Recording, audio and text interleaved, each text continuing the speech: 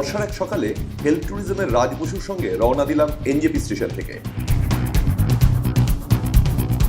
আমি ভ্রমণ সাংবাদিক অরিন্দম মুখোপাধ্যায়। গন্তব্য অন্য ডুয়ার্স।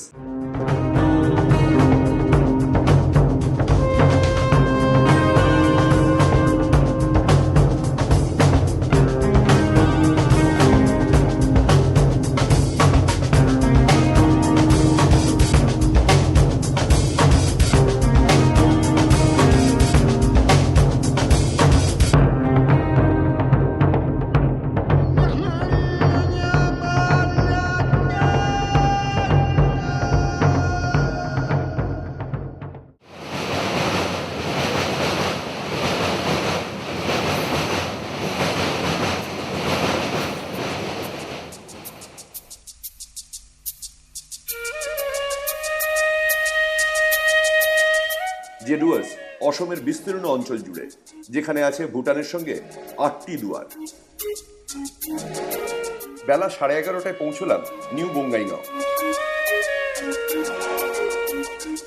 সেখান থেকে অভয়াপুরী, আস্থা নেচার্স হোমে।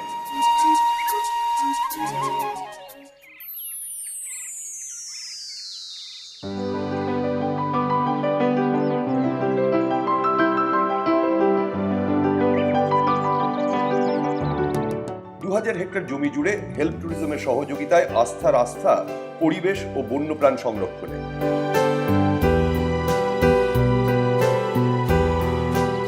ছোট টিলা পাহাড়ের ধার ঘেঁষে সবুজে মোড়া এই রিসর্ট মন কেড়ে নিল পৌঁছানো মাত্রই।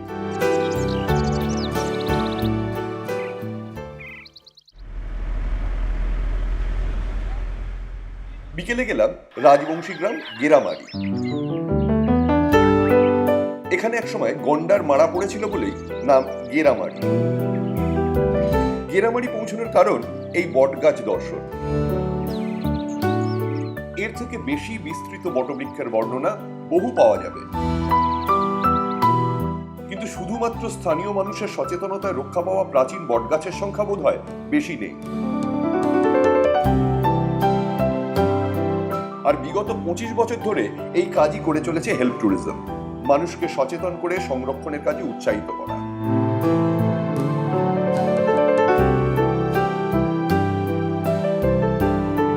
পরের গন্তব্য গণেশ মন্দির।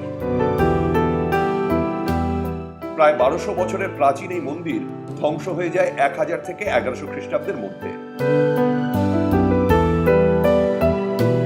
বখতিয়ার খিলজির সেনাদের হাতে। কিছুদিন আগে স্থানীয় মানুষ ধ্বংসস্তূপ থেকে গণেশের মূর্তি পেয়ে হিন্দু দেবতা ভেবে মন্দির প্রতিষ্ঠা করেন। আদতে পাল রাজাদের তৈরি প্রাচীন মন্দিরটি ছিল বৌদ্ধদের। মহাযানী বৌদ্ধ ধর্মে গণেশ ও পূজিত দেবতা।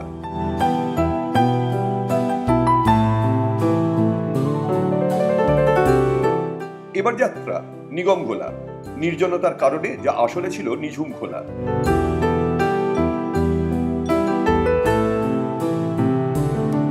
প্রকৃতি এখানে আপন খেয়ালে দেওয়াল তুলেছেন চারিদিকে। টিলা পাহাড়ের দেওয়াল, মাঝে ছোট্ট উপত্যকা। বিখ্যাত হস্তি বিশারদ লালজি বড়ুয়ার হাতি ধরা ধুরা বা ক্যাম্প ছিল এখানে।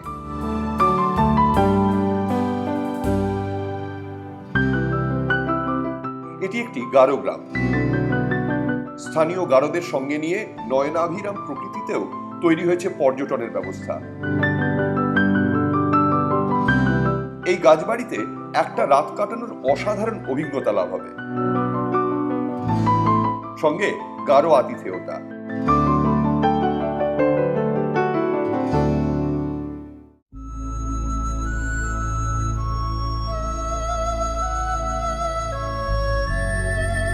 পরদিন সকালে গেলাম কোকড়াঝাড় জেলার ভাটিপাড়া বামনগাঁওয়ে।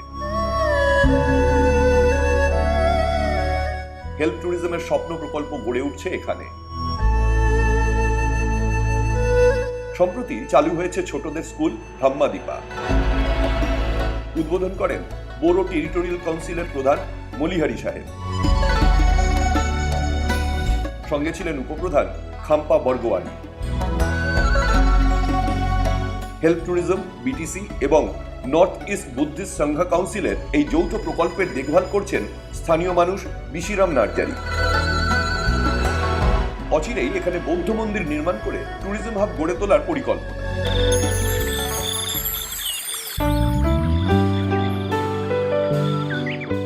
এলাকার প্রাকৃতিক দৃশ্যে বাকরোহিত হয়ে গেলাম।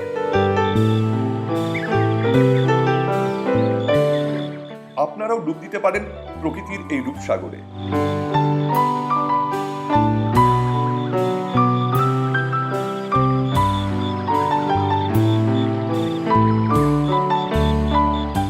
এবার গন্তব্য চক্রশিলা ওয়াইল্ড লাইফ স্যাংচুয়ারি।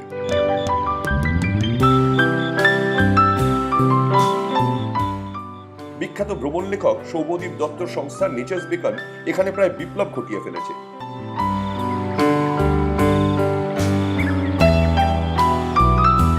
যে অরণ্য একসময় দাঁড়িয়েছিল ধ্বংসের মুখে, ৩০ বছরের অক্লান্ত চেষ্টায় স্থানীয় গ্রামবাসীদের নিয়ে সেই অরণ্যতেই ফিরে এসেছে আজ সবুজ।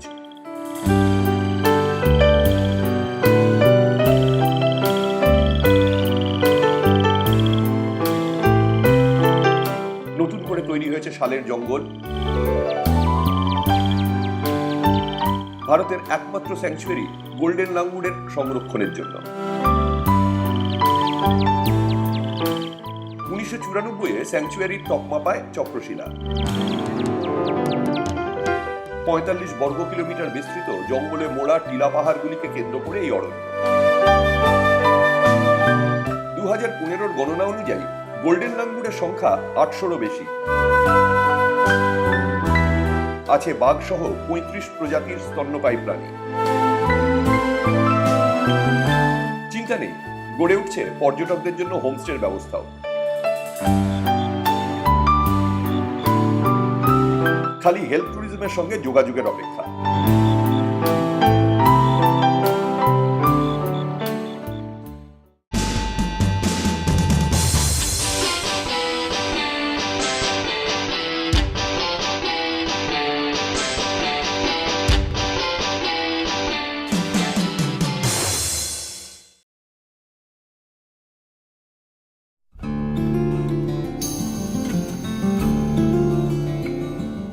মানস বায়োস্ফিয়ার রিজার্ভ, অন্য টুয়ার্স, আমার স্বপ্নের গন্তব্য। আজ প্রবেশ একদম পশ্চিম প্রান্ত ধরে। যাব উল্টাপানি। ভুটান সীমান্তের মাত্র 10.8 কিলোমিটার আগে। জঙ্গল লাগোয়া গ্রাম। পথে দেখা মিলল সোনালী বানরের। তারপর দুপাশে অরণ্যকে সঙ্গী করে 23 কিলোমিটার পথ।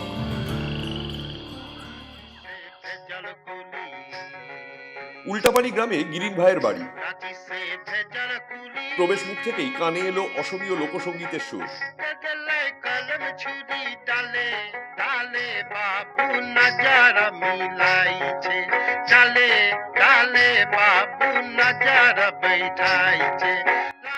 গিরিন ভাইয়ের বাড়িতেই হোমস্টে।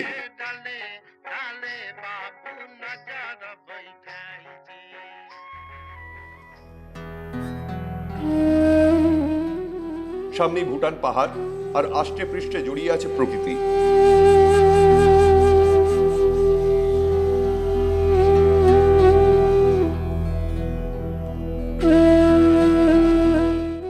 পাহাড়ের আড়ালে ডুব মারে সূর্য।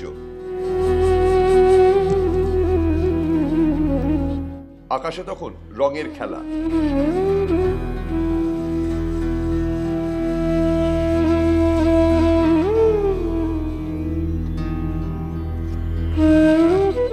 খোলা দাওয়ায় চেয়ার পেতে জমল মজলিস।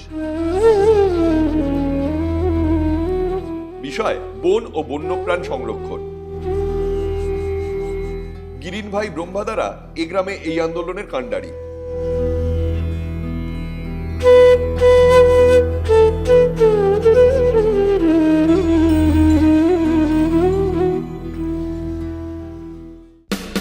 পশ্চিম থেকে এবার যাত্রা একদম পূব প্রান্তে।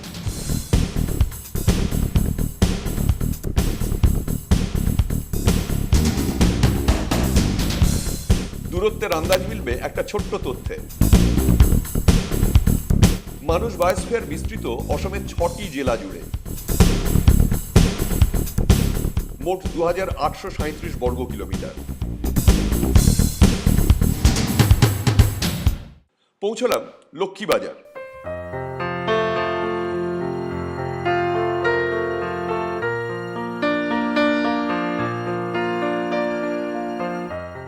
বন সংরক্ষণ আন্দোলনের আঁতুর ঘর।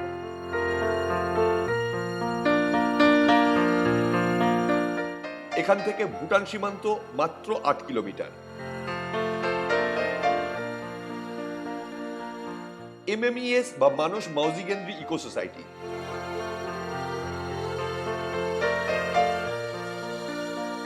সংরক্ষণের জোরে যারা ছবিটাই বদলে দিয়েছেন।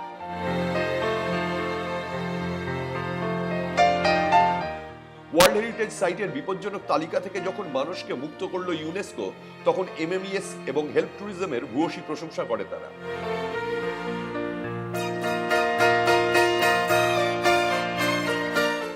এখানে মানুষ সম্পর্কে কিছু তথ্য দেওয়া যাক। বায়োস্ফিয়ারের কথা আগেই বলেছি। এর কোর এরিয়াই হলো 526.22 বর্গ কিলোমিটার, যার প্রায় পুরোটাই মানস জাতীয় উদ্যান। তাছাড়াও এটি একাধারে ব্যাঘ্র সংরক্ষণ ক্ষেত্র এবং এলিফ্যান্ট রিজার্ভও।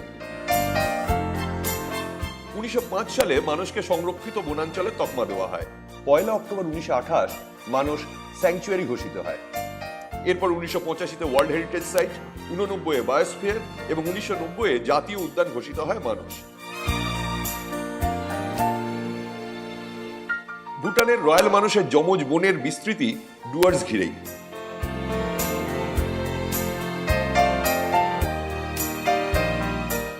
মাঝে বয়ে গেছে মানুষ আর বেকি নদী। লৌকিক দেবী মনসার নাম থেকে মানস নদী এবং অভয়ারণ্যের নামকরণ।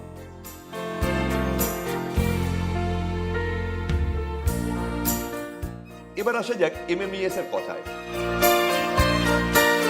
যাদের সক্রিয় সদস্যের একটা বড় অংশ একসময় পদ ভুলে জড়িয়ে পড়েছিল বিচ্ছিন্নতাবাদী আন্দোলনে। আজ তারাই সংরক্ষণের আন্দোলনে সামিল। যারা একসময় জঙ্গল কাটা, চোরা শিকার করে দিন কাটিয়েছেন, আজ তারাই হয়ে উঠেছেন রক্ষক। MMES এর 33 জন স্বেচ্ছাসেবক এখনো এই কাজে যুক্ত। কোর এরিয়া প্রায় 200 বর্গ কিলোমিটার এদের প্রহরাতেই আবার করে সবুজ। মাউজিগেন্দ্রি নাম সার্থক, যা উর্বরতা অর্থে ব্যবহৃত। সঙ্গে জুড়েছে পর্যটন।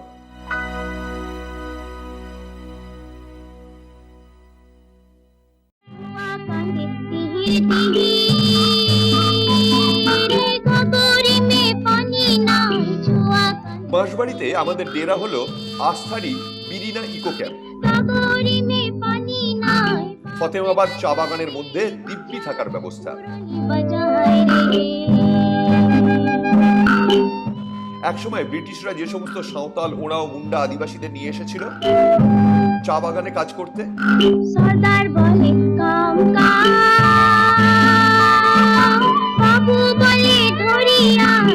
আজ তারাই অসমের আরেক জনজাতি বাগানিয়া। নিজেদের সমস্ত ঐতিহ্য আর সংস্কৃতিকে সঙ্গে করি।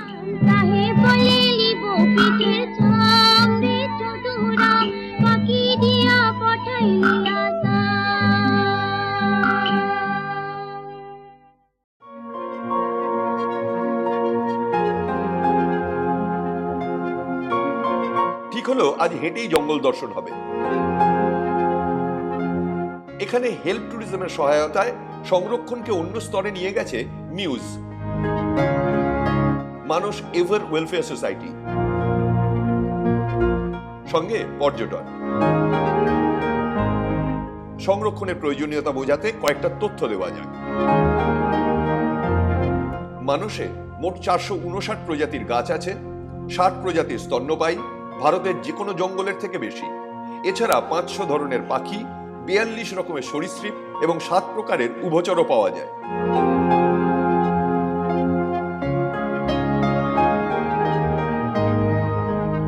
গিয়ে পৌঁছলাম বেকি মানস নদীর ধারে। বেকি আর মানস মিলে এখানে তার নাম বেকি মানস।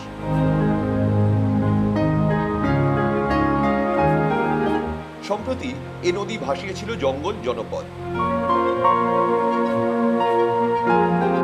জল নামলেও এখনো ফুঁসছে। হঠাৎ চোখ গেল দুটি বাচ্চা ছেলের দিকে। উদম প্রচন্ড স্রোতকে উপেক্ষা করে ঝাঁপিয়েছে জলে। পিছিয়ে নেই বড়রাও। নৌকা নিয়ে তারাও ভেসেছে। আরো নৌকা, আরো প্রতিযোগিতা। নদীতে ভেসে আসা গামার গাছের দখল নেওয়ার প্রতিযোগিতা। যে ছোবে তার। পরে রোজগারের ভাগের হিসেব। নদীর চর যেন এই অসম লড়াইয়ের সাক্ষী।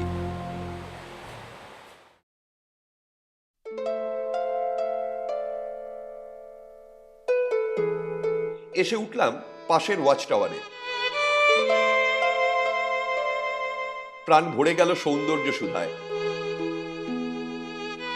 হঠাৎ নজরে গন্ডার। আমরা উচ্ছ্বসিত। উচ্ছ্বাসের কারণটা বলি।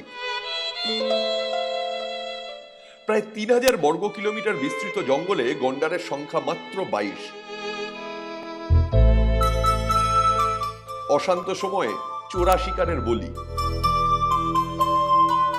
2008-এ 10টি এবং 2012-এ 4টি গন্ডার আনা হয় অন্য জাতীয় উদ্যান থেকে। তারপর সংখ্যাটা পৌঁছয় 22-এ। এর পরে উচ্ছ্বাস দেখাবো না?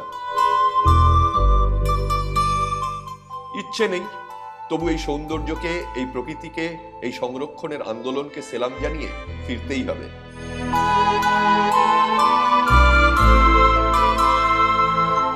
তবে ফেরার আগে মানুষের কাছে অঙ্গীকার। আকৌ আহিম মানক, আকৌ আহিম। আবার আসবো মানুষ, আবার আসবো।